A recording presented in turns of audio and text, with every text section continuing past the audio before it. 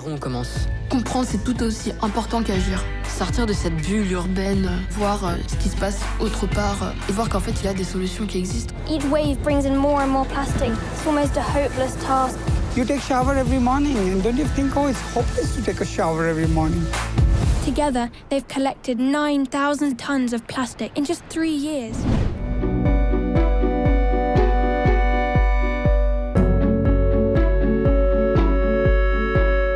Bonjour Cyril Dion. Bonjour. Animal. Demain a été un événement incroyable. Ce documentaire comme ça qui nous a tous bousculés, qui a interpellé le monde. C'était évidemment le but recherché. 5 ans après, vous revenez avec un nouveau film et vous dites on doit aller encore plus loin sur cette question du rapport au vivant.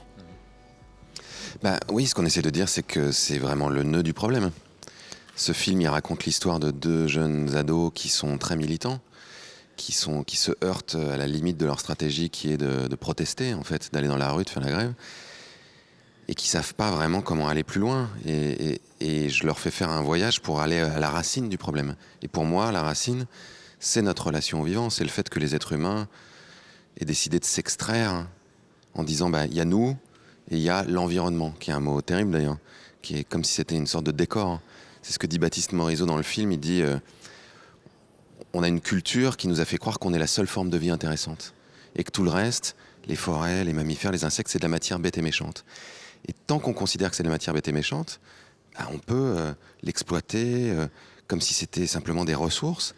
Et en la détruisant, on ne prend pas conscience qu'on se détruit nous-mêmes, qu'on va vers notre propre perte. Ouais, ça s'appelle Animal. Cyril Dion, regardez la bande-annonce. Si on a un prédateur très gênant, on va pas essayer de mettre un produit, on va essayer d'amener le prédateur du prédateur. It shows us that we're capable of reversing the trend, bringing species back if we take the trouble to understand how they work. Parfois, il en suffit de quelques-uns seulement pour gagner les combats. Il faut réapprendre à faire de la place pour les autres formes de vie. We have to see ourselves as animals. If we disappeared tomorrow, do you think the ants would notice we were missing? No.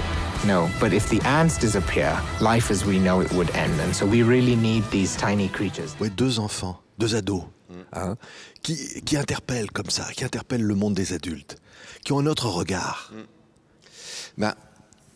C'était très très différent pour les gens qu'on a été voir de se retrouver face à 2 jeunes de 16 ans, plutôt que de se retrouver simplement face à nous, d'être aussi filmés dans le dialogue qu'ils avaient avec eux plutôt qu'on soit derrière la caméra.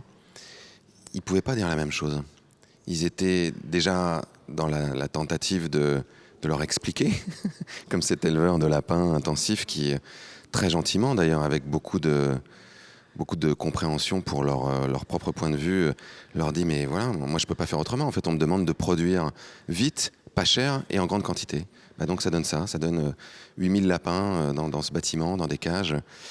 Et quand on voit l'émotion de Bella et Vipoulane qui sont véganes tous les deux, Bella qui a eu des petits lapins comme animal domestique quand elle était plus jeune, on est encore plus bouleversé que simplement si on voyait les images de façon froide. Ouais, il prend un lapin mort au milieu de ces centaines de milliers de lapins. Et pour les enfants, ce lapin-là, c'est une vie, il compte. Oui, exactement. Et c'est ça qui est puissant dans cette séquence, c'est que c'est vraiment 2 réalités qui se télescopent. C'est-à-dire que lui, il prend un lapin mort dans une cage, il le jette sur un grillage, et il est vraiment tout desséché. Et pour lui, c'est normal. Et il le dit d'ailleurs à Bella et Vipoulane, il dit « Non, mais te tracasse pas, c'est normal. » Et donc Vipoulane lui dit « Mais vous en avez combien comme ça par jour ?» Il dit « Je sais pas, une dizaine. » Mais ça c'est la routine. Bon, si j'en avais 50, là, je commencerais à m'inquiéter un peu, parce que ça voudrait dire qu'il y ait une maladie. Mais eux, ils sont horrifiés. Ils disent « Mais comment ça, c'est la routine, en fait, d'avoir 10 lapins morts comme ça dans des cages ?»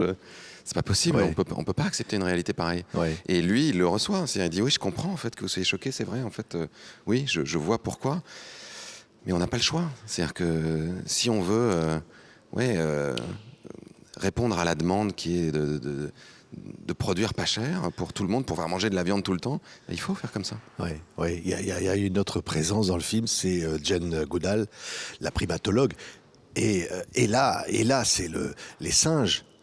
Et évidemment, là, le film le dit, au fond, nous retournons au vivant. L'homme est un animal. Et les singes nous apprennent beaucoup de nous-mêmes. En fait, c'était tout le parcours de Jane Goodall qui, dans les années 60, effectivement, est allée vivre avec des chimpanzés pendant plusieurs années à Gombe. et qui a pris la mesure de notre filiation d'une certaine manière. Elle a vu qu'ils se servaient d'outils, qu'ils avaient une communication à la fois gestuelle, émotionnelle, qui était assez proche de ce que nous, on pouvait avoir entre êtres humains. Et que cette dissociation qui avait été faite entre les humains d'un côté et tout le reste du monde vivant de l'autre n'avait pas vraiment de raison d'être.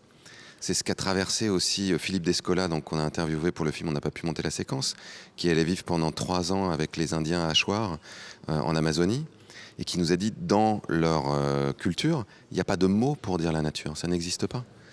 Il n'y a pas de concept qui, encore une fois, crée cette dissociation. Pour eux, il y a une continuité entre les animaux humains et les animaux non humains.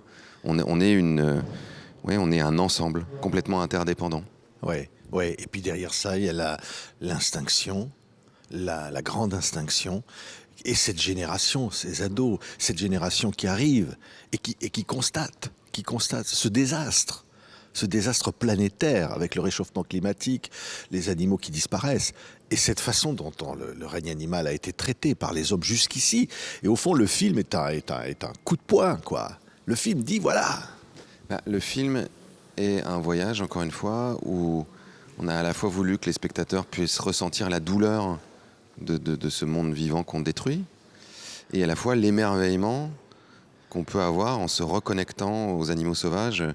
Quand on voit dans les yeux de Bella ou de Vipulan l'émotion que c'est d'avoir un éléphant, une girafe, un dauphin, un tapir, un paresseux, un toucan à quelques mètres de soi, ça nous ramène à une forme d'essentiel. Et puis l'enthousiasme de rencontrer des personnes qui cherchent des solutions, qui sont dans une autre conception de la vie, qui disent mais finalement la priorité des priorités, c'est pas de faire de la croissance économique. La priorité, c'est de défendre la vie. Aujourd'hui, on peut pas imaginer être en bonne santé sur une planète qui se réchaufferait à 4 degrés et où on aurait des étés à 45 degrés. On peut pas imaginer qu'on sera en bonne santé si les pollinisateurs disparaissent et que nos récoltes s'effondrent. Et on peut pas non plus imaginer que toutes ces espèces ne servent à rien, en fait. Elles ont un rôle chacune dans l'écosystème. Et nous aussi. Donc si elles disparaissent, le risque, c'est que nous disparaissions à notre tour. Oui, mais quelque part, j'allais presque dire, ce film est presque optimiste à travers le regard de ces 2 ados. Parce qu'on se dit, au fond, il y a quelque chose qui est en train de changer, là. Le film le montre bien. Il y a une prise de conscience. Le film essaie d'opposer à des logiques qui sont des logiques mortifères, de destruction des espèces, de réchauffement climatique, des logiques de vie. Eux, ils ont 16 ans. Ils veulent vivre. C'est pas possible pour eux. Et moi, c'est un des trucs qui m'a le plus bouleversé, de se dire, à 16 ans, en fait, j'ai pas de futur. La planète va être complètement inhabitable dans 40 ans. On peut pas grandir dans cette perspective-là. Donc moi, ce que je voulais en les emmenant dans ce voyage, c'est justement qu'ils retrouvent un horizon, qu'ils retrouvent un chemin. Et ce chemin passe, pour moi, par le fait de se réenchasser dans le monde vivant. Redevenir animal, ou se comprendre qu'on est des animaux. On n'a jamais cessé de l'être. On est des mammifères. Après, ça ne veut pas dire... ce qui est un peu absurde dans cette conversation, c'est que dès qu'on dit que nous sommes des animaux, tout d'un coup, il y a une espèce de caricature qui voudrait que... Ah ouais, alors d'accord, vous dites qu'on est la même chose qu'un singe, qu'une fourmi ou qu'une baleine. Non, on est des animaux très spécifiques. C'est ce que dit Baptiste Morisot, qui est ce philosophe qui intervient dans le film. Lui, il dit qu'il est multispéciste, c'est-à-dire que chaque espèce est très différente et qu'il faut trouver le moyen de construire des égards ajustés, c'est-à-dire de comprendre quelle est la particularité de chaque espèce, quel rôle elle joue dans les écosystèmes, et c'est vrai aussi pour les humains. On est une espèce infiniment spéciale. Mais c'est pas parce qu'on est infiniment spécial qu'on a plus de valeur que les autres espèces dans les écosystèmes. On n'est pas capable de produire de l'oxygène pour pouvoir faire en sorte que tous les êtres vivants vivent. On n'est pas capable de faire ce que font les fourmis qui disséminent les graines partout pour que on puisse avoir de la végétation qui nourrisse les herbivores.